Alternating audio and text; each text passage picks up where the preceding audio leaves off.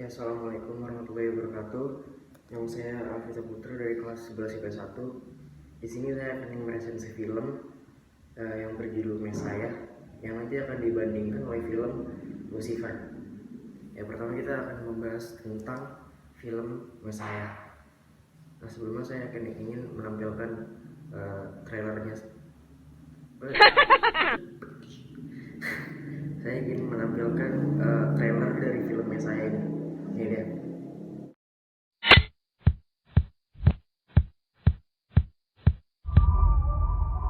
He's come out of nowhere and we don't know who he is. What do we know about him? He's leading desperate people. So this is a cult? We don't know who he's associated with. He could be creating an army. Or he could be leading them to their death.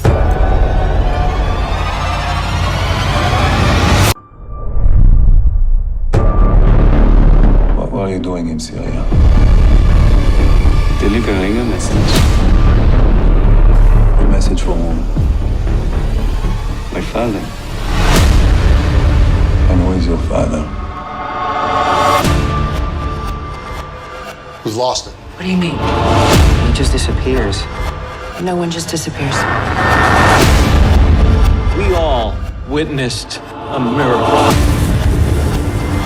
He saved my daughter's life. You need to see this. Bury it for as long as you can. He didn't just click his heels and end up here. He clearly had help. You get around Syria, Israel, Texas. It's the nature of my work. And what is that work? God's work. Who do you think he is? You didn't see what I saw. And if I did, would I be calling him the second coming? How far will this new movement spread? I'm going to find out everything about you.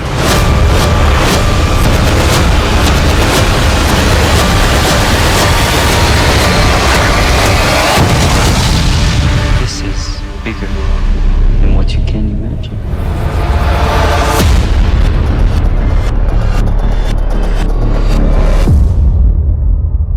Jadi filmnya saya ini dibuat oleh Michael Petroni dan produsernya adalah Brandon Guercio dan David Nixey.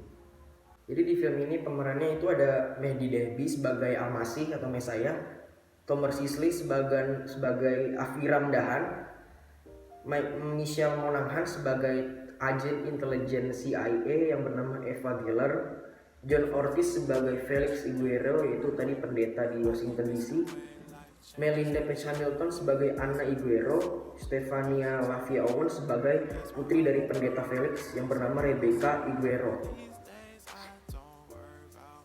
Ya, jadi filmnya saya ini dirilis tanggal 1 Januari 2020 dan film ini itu per episode. Jadi season 1 itu ada 10 episode. Per episodenya berdurasi 33 sampai 55 menit. Dan film ini didistribusikan oleh Netflix. Jadi cuma ada di Netflix. Jadi seri ini berfokus kepada tanggapan dunia modern atas seorang pria pertama kali menampakkan dirinya di Timur Tengah yang mengaku sebagai Isa yang kembali ke bumi. Jadi dia mengaku sebagai Nabi Isa yang kembali ke bumi. Kemunculannya yang tiba-tiba dan mukjizat-mukjizat yang dianggap nyata memancing banyak pengikut di seluruh dunia sehingga menimbulkan keraguan tentang siapa dia sebenarnya. CIA memutuskan menyelidiki kemunculannya. Jadi pada tahun 2019 ISIS berhasil mengepung Damaskus. Namun di tengah kota terdapat seorang pengkhotbah tampan berpenampilan seperti Isa, mengenakan celana jeans dan memperingatkan penduduk Damaskus untuk tetap tenang sebab ISIS akan dikalahkan Tuhan hari ini. Tiba-tiba badai pasir besar menerjang Damaskus dan mengubur seluruh pasukan ISIS. Masyarakat Damaskus merasa pria tersebut adalah Al-Masih yang dinubatkan kedatangannya oleh Nabi Muhammad SAW dalam hadis tentang fitnah akhir zaman. pria yang disebut Al-Masih itu membawa 2000 pengikutnya menuju perbatasan Israel. Setibanya di perbatasan Israel, Al-Masih ditangkap oleh intelijen Israel dan diinterogasi oleh Opsir Aviram. Dan selama diinterogasi, Al-Masih diketahui memiliki kemampuan bahasa Arab, Ibrani, dan Inggris, serta membaca pikiran seseorang. Dia dapat dengan tepat menebak nama Aviram, mengetahui dia telah bercerai dengan istrinya, dan pernah membunuh seorang anak laki-laki pada sebuah insiden di Yordania. Setelah tidak mendapatkan informasi, Al-Masih tiba-tiba menghilang begitu saja dari penjara. Al-Masih kemudian muncul di depan gerbang Baitul Maqdis di Yerusalem yang tadinya di penjara di Israel, tiba-tiba hilang dan muncul di Yerusalem dan kembali berkhotbah tentang kebajikan. Lalu kepolisian Israel meletuskan tembakan ke arahnya, namun tembakan itu mengenai seorang anak kecil dan anak kecil itu mati. Tetapi tiba-tiba Al-Masih dengan ajaibnya mengambil pelurunya dan anak itu hidup kembali. Al-Masih kemudian menghilang kembali dan muncul di Texas. Jadi Al-Masih ini bisa dari satu tempat ke tempat lain dengan sangat cepat. Dari dia di Yerusalem ke Texas, dari Israel ke Yerusalem, jadi cepat gitu.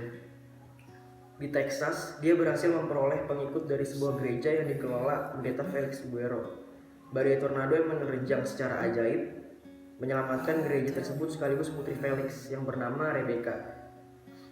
Nah, Al-Masih bersama pengikutnya yang mencapai 5.000 orang bergerak ke Washington DC di belakang White House. Dia kembali mempertontonkan mukjizat.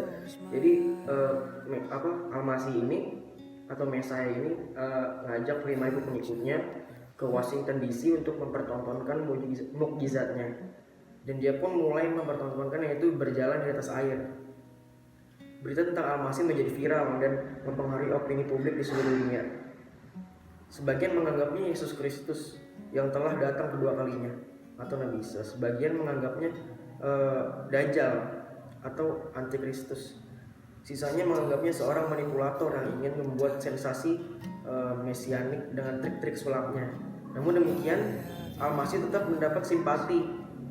Pendeta Felix juga mengadakan live show bersama sang Mesias di TV. Semenjak itu, dia telah memperoleh simpati hingga jutaan orang. Jadi makin hari pengikutnya Al-Masih ini makin banyak. Terus seorang intelijen CIA yang bernama Opsir Eva Geller tertarik dengan sosok misterius Al-Masih dan memata-matainya kemampuan Al-Masih pergi. Jadi Al-Masih ini diajak oleh pendeta di live show, kemudian menghilang lagi, nggak tahu mana. Sejak dari Damaskus hingga Washington DC, dia berhasil memperoleh identitas asli Al-Masih. Seorang warga rekam jejak payam. Jadi agen CIA ini berhasil menemukan identitas asli dari Mesias ini yang bernama aslinya itu Payam Golshiri. Jadi perekam jejak Payam diketahui kemungkinan pernah terlibat dengan skandal pembobolan sekuritas saham bersama Oscar Wallace. Payam juga memiliki catatan pernah masuk rumah sakit jiwa dengan diagnosa Mesias. Namun pribadi Al-Masih tetap menyisakan kemisteriusan hingga episode terakhir. Jadi di episode terakhir film Mesias ini, di season 1 episode terakhir, masih banyak pertanyaan yang muncul dari penontonnya karena belum selesai, akan dilanjutkan di season 2. Cuma di season 2-nya ini ditunda karena ada wabah virus corona. Namun pribadi Al-Masih tetap menyisakan kemisteriusan hingga episode terakhir, terutama terkait tujuan sebenarnya dan rencananya. Kisah tentang misteri Al-Masih akan dilanjutkan di season 2 yang tadi seperti saya bilang. Nah, setelah itu saya akan membandingkan dengan film Lucifer. Sebelumnya saya akan menampilkan trailer dari film Lucifer ini.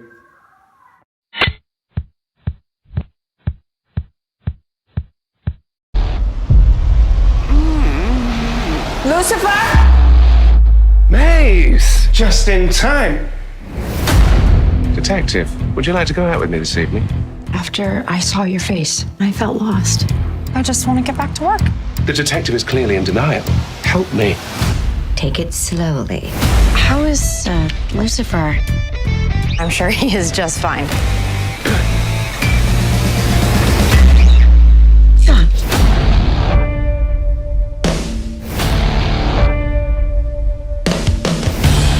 Hey, Alice. Eve? Long time no see.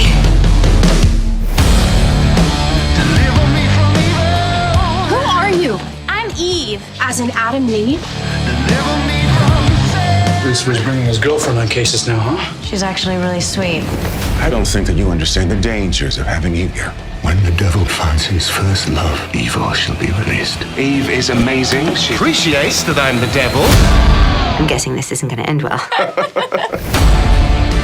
Could you accept who I truly am?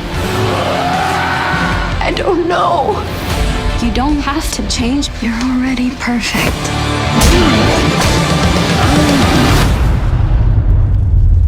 This is not who you are. I'm the devil.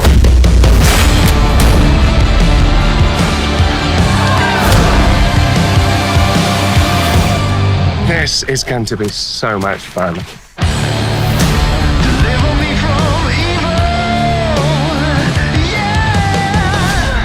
Jadi film Messiah sama Lucifer ini film yang sangat-sangat memprovokasi dan kontroversial karena film ini berkaitan dengan agama dan di film Messiah ini memang banyak yang menganggap kalau Messiah ini adalah Dajjal, tapi sebagian besar juga ada yang menganggap kalau dia adalah Nabi Isa yang turun kembali.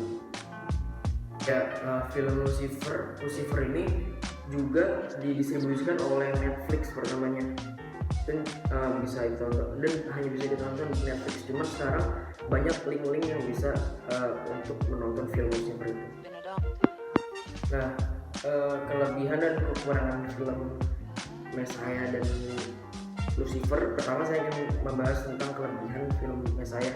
Kelebihannya adalah film Messiah ini ada beberapa bahasa, jadi makin menarik ditontonnya. Ada bahasa Inggris, bahasa Arab, Yunani, dan bahasa Latin. Dan kelebihannya itu latar tempatnya itu banyak, jadi gak bosan gitu nontonnya.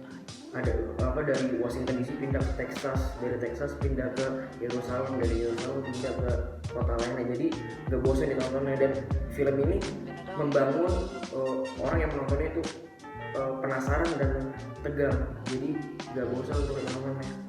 Dan kekurangannya yaitu film ini sangat-sangat memprovokasi dan kontroversi. Jadi kalau nonton filmnya saya ini, nonton aja, jangan terprovokasi. Sebenarnya film Lucifer ini kelebihan kekurangannya sama film saya, karena film ini hampir mirip. Jadi kelebihan dan kekurangan Lucifer ini kelebihan dan kekurangan film Lucifer ini hampir sama dengan filmnya saya, karena ya mirip filmnya, alur jalannya tuh mirip gitu. Ya, sekian dari video saya kali ini. Maaf jika ada kekurangan kata atau apa. Saya akhiri dengan wassalamualaikum warahmatullahi wabarakatuh.